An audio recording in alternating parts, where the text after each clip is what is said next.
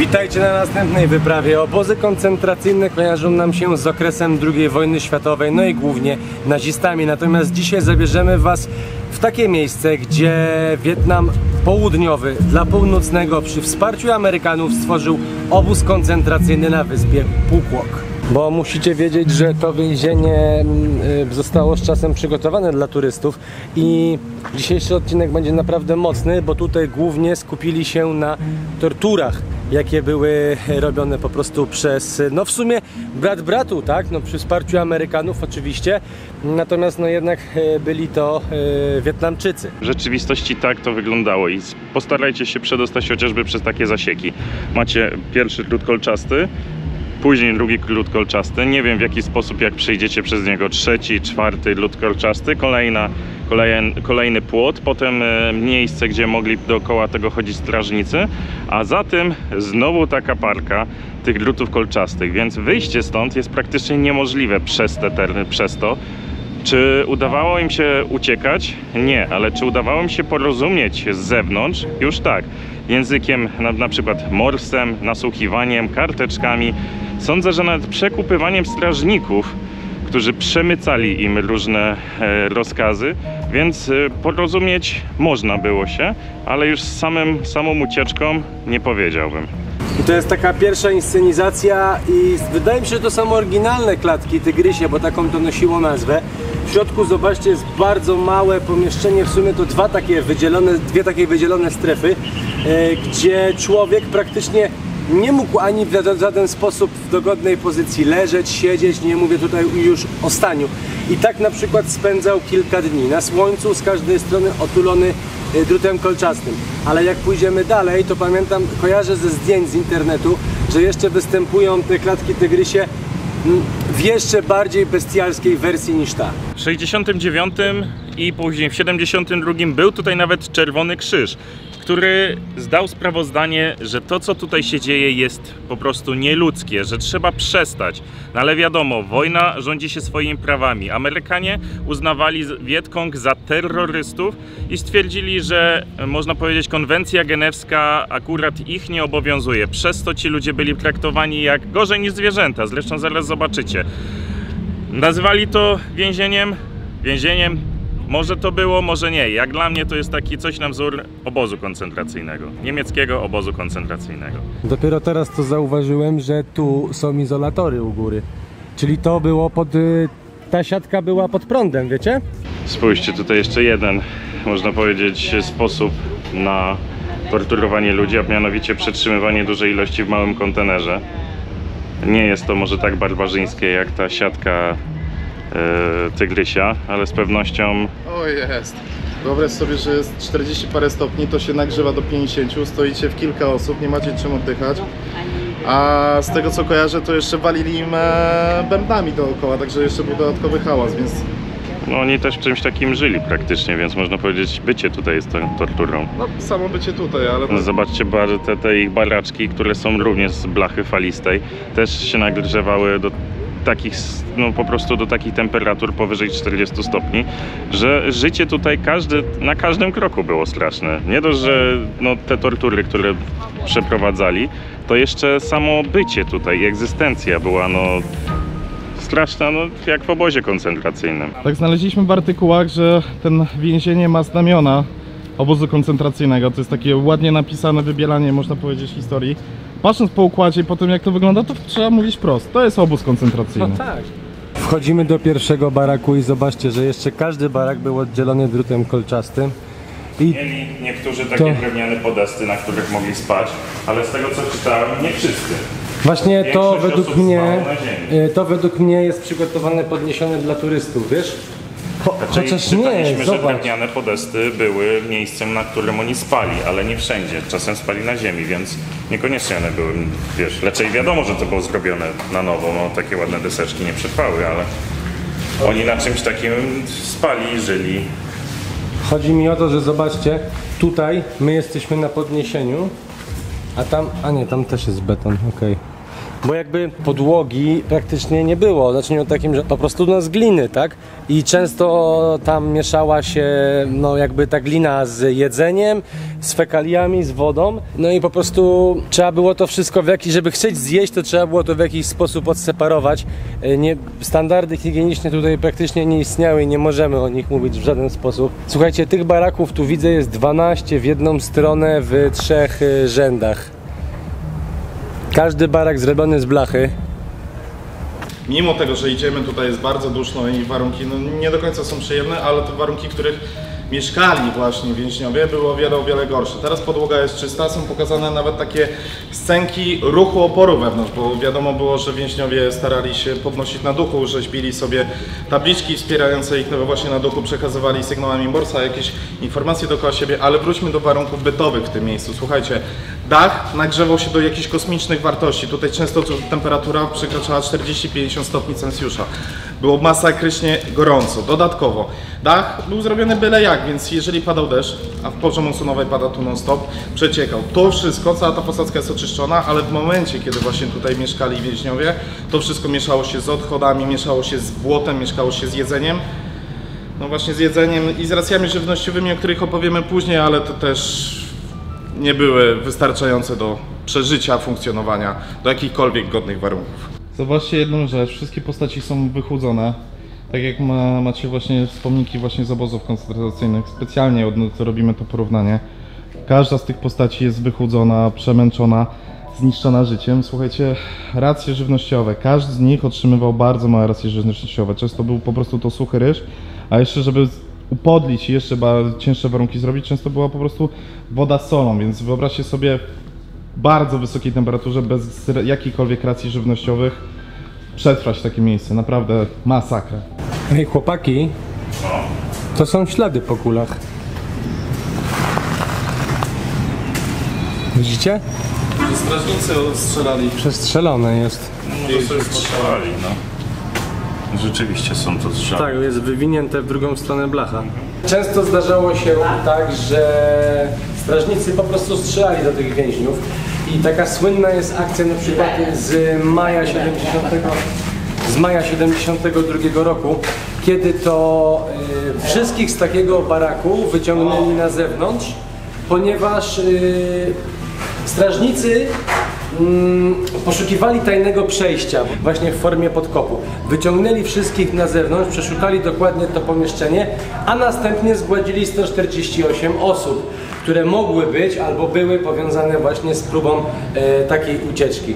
To co, idziemy dalej w głębie obozu, bo to jest pierwsza linia baraków. Na razie jesteśmy w tej części chyba sypialnianej, ale sądzę, że tam widzicie po lewej stronie też są jakieś baraki. Ja się zastanawiam, czy one również właśnie były takimi, bo są trochę inne, czy po prostu były jednymi z pierwszych.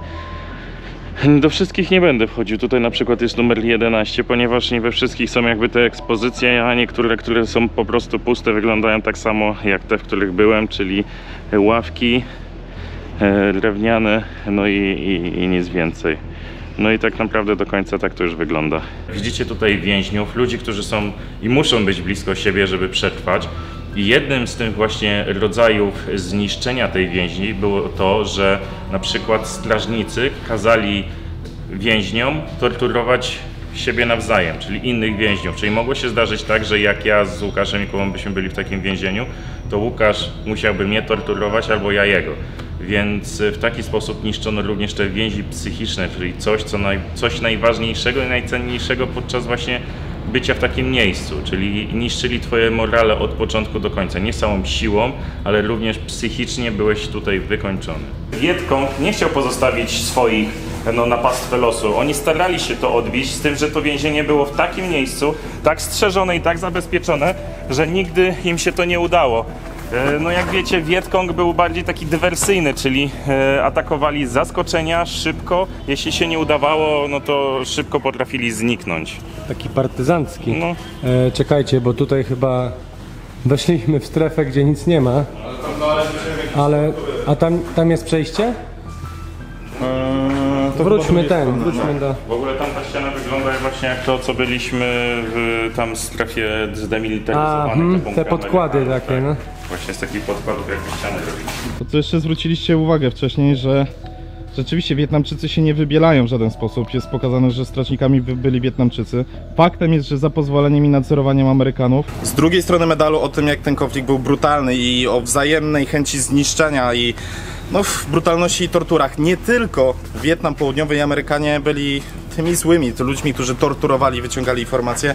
Generalnie cały konflikt w Wietnamie słynął właśnie z napalmu, bombardowania i tak dalej, ale również i Wietkong, i Wietnam Północny swoich jeńców torturowali i gnębili. I tutaj chcę przejść do takiej słynnej sceny, słynnej anegdoty, podczas której Wietnam Północny wyemitował wywiad z amerykańskim jeńcem wojennym, przepraszam, nie pamiętam jego imienia i nazwiska, w każdym razie został wyemitowany w czarno-białej telewizji wywiad z amerykańskim żołnierzem, z jeńcem wojennym, z którym zapytano go, jak się funkcjonuje w tych więzieniach. On mówi, że wszystko jest ok, że dają radę i tak dalej. Jeden mankament, którego nie wyłapali wietnamscy cenzorzy, a mianowicie alfabet Morsa, ponieważ przekazał informację alfabetem Morsa w bardzo sprytny sposób. Mrugając, powiedział słowo tortury. Dzięki temu cały świat dowiedział się o tym, że Wietnam Północny torturuje swoich jeńców, co również można założyć, że miało przełożenie na jeńców pojednych tutaj, ponieważ to już dochodziło do wzajemnej nienawiści i wzajemnych tortur.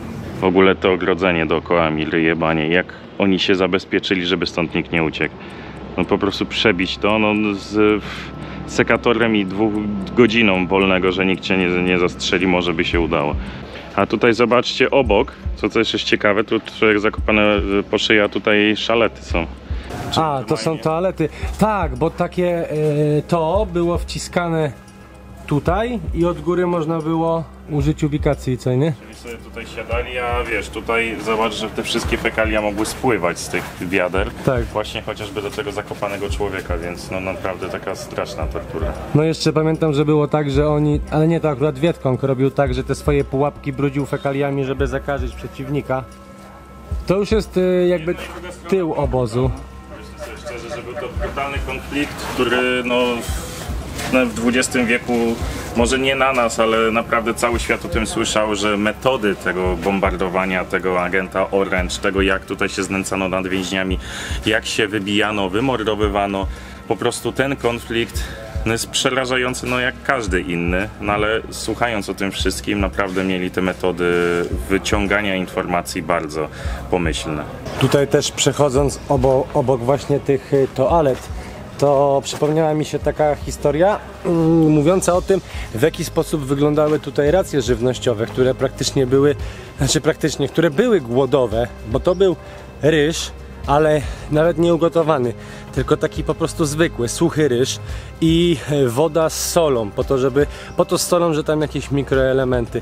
Czyli jeżeli nie zginęłeś w wyniku tortur, to po prostu zostałeś zagłodzony. Kolejna sprawa, zobaczcie, tak wyglądały szalety i celowo one nie były tak obudowane tą blachą falistą, aby ciągle strażnik mógł widzieć, co więzień robi, a co jeszcze najważniejsze, oni mogli ich używać raz dziennie mniej więcej. Jeśli ci się chciało w nocy zrobić siku albo 2, to musiałeś robić u siebie w baraku i wyobraźcie sobie to teraz, że jest 140 osób na przykład w takim baraku, co było, i każdy musi coś zrobić, nie? Za potrzebą. Jak w tych barakach śmierdziało przy 40 stopniach na przykład. Jakie to były ciężkie, katorżnicze warunki. Wielkość tego obozu nie jest jakaś porażająca, natomiast jak zauważycie, tutaj już jest koniec i kolejna wieża strażnicza, a tam dalej już ktoś ma jakiś zakład po prostu. No, czas leci, tak? Ale to kiedyś było tak tajnym więzieniem i niedostępnym, niewidocznym i tak dalej, że po prostu nikt nie wiedział o istnieniu czegoś takiego przez ileś tam lat. Dopiero ten Czerwony Krzyż przyjechał, który zresztą i tak wiedział o tym, co tutaj się dzieje, a tak naprawdę nic z tym nie zrobili. Tu trzeba pamiętać jeszcze o tym, że oczywiście to miejsce wyglądało znacznie inaczej niż teraz. Mam na myśli wyspa sama i okoliczne po prostu miasta, zabudowania, nie było ich aż tak dużo, więc ten obóz przez długi czas tak naprawdę nikt nie wiedział o jego istnieniu. Dopiero, tam wiem, że przyjechał Czerwony Krzyż i tak dalej, ale on praktycznie nic z tym nie zrobił, to nic nie zostało zmienione. Nawet do tego stopnia, że zaczęły się w Stanach protesty, ale tak naprawdę one nic nie dały, tak? bo Amerykanom było to jakby, dla nich ten temat nie istniał, o tak bym powiedział. Oni go po prostu unikali.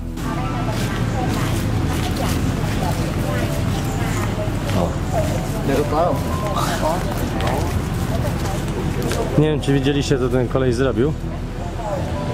Pomijam fakt, że wszedł po prostu w kadry, ale to jakby dobra, okej.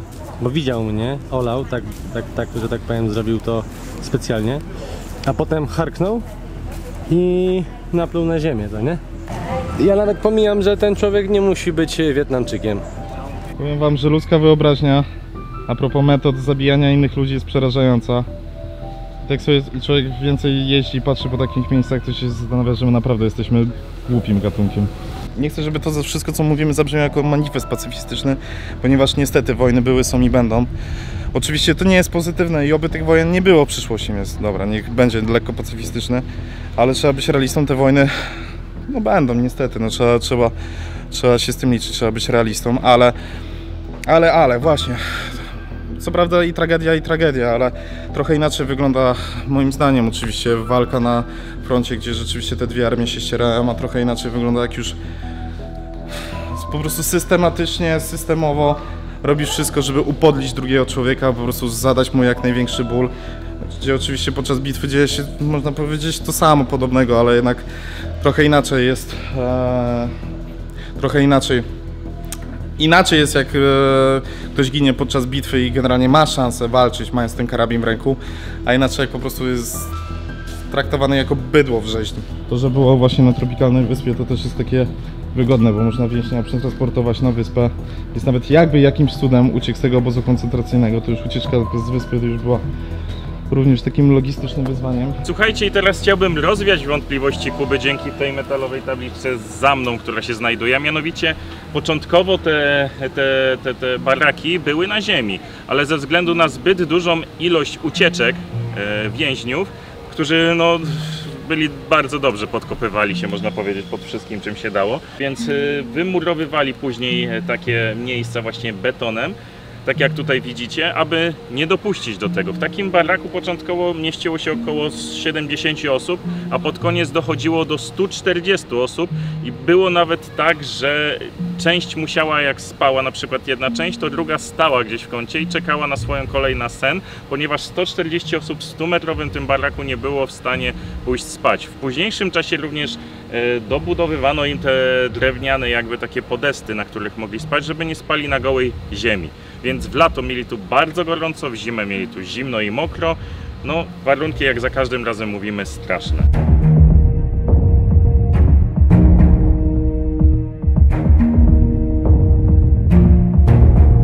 I tutaj kończy się nasza wyprawa po więzieniu kokosowym, czyli amerykańsko-wietnamskim obozie koncentracyjnym. Dlaczego amerykańskim? Ponieważ to wszystko odbywało się za cichą zgodą Stanów Zjednoczonych. Słuchajcie, to jest kolejny dzień naszej azjatyckiej wyprawy. Bardzo dziękujemy Państwu, dzięki któremu ta wyprawa się odbyła. Bardzo dziękujemy Wam. Jeżeli doceniacie naszą pracę, dajcie łapkę w górę. No i co? Do zobaczenia na następnej wyprawie.